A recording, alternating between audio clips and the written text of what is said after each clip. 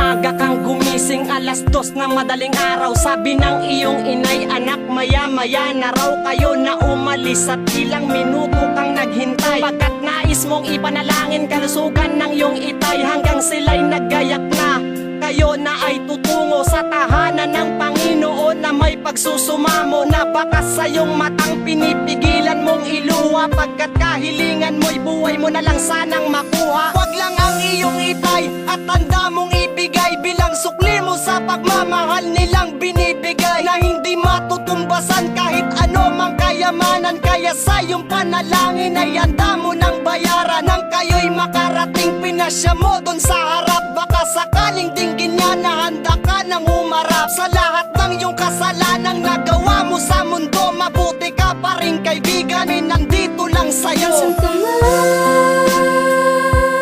ngayon,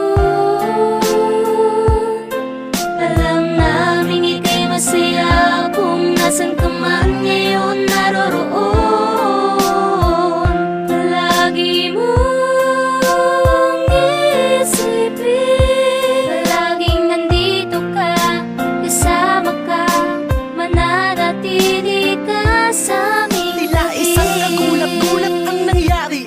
Isang kaibigan ang sa amin ay biglang nagsabi na meron daw na aksidente doon na lalaki. At ang bawat isa ay biglang kinabahan. Nagtataka kung bakit pero biglang merong nagparamdam. Kasabay nun ng balitang mukhang wala na raw. Anong mukhang wala na raw? Halos lahat na patanong at ang sinabing si Dice One daw yung na-aksidente doon. Tila nagulat ang lahat at agad ang nagmadali na pumunta ng ospital nang masilayan ng ngiti. Ngunit hindi ganon ang inasahan at nadatna nang makita kang duguan at nakalatay sa higaan. Halos ang lahat ay mahigpit na napakabit at ang bawat isa ay matatag na nananalig na sanay wag kang susuko. Ang iyong paghingay tibayan, nandito lang kami, handa ka naming alalayan. Nasaan ka man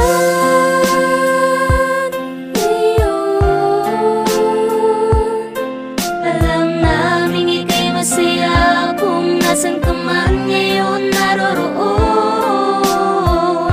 lagi mong isipin, laging nandito ka, kasama ka, mananatili ka sa aming tabi.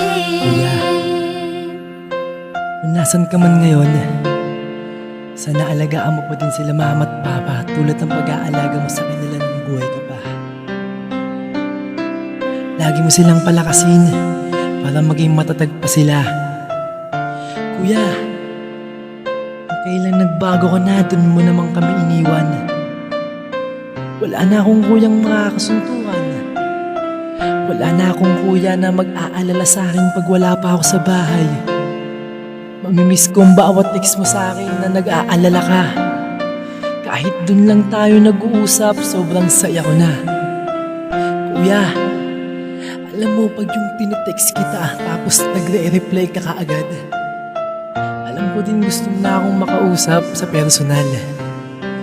Pero kuya, din natin magawa kasi nagkakayaan tayong dalawa.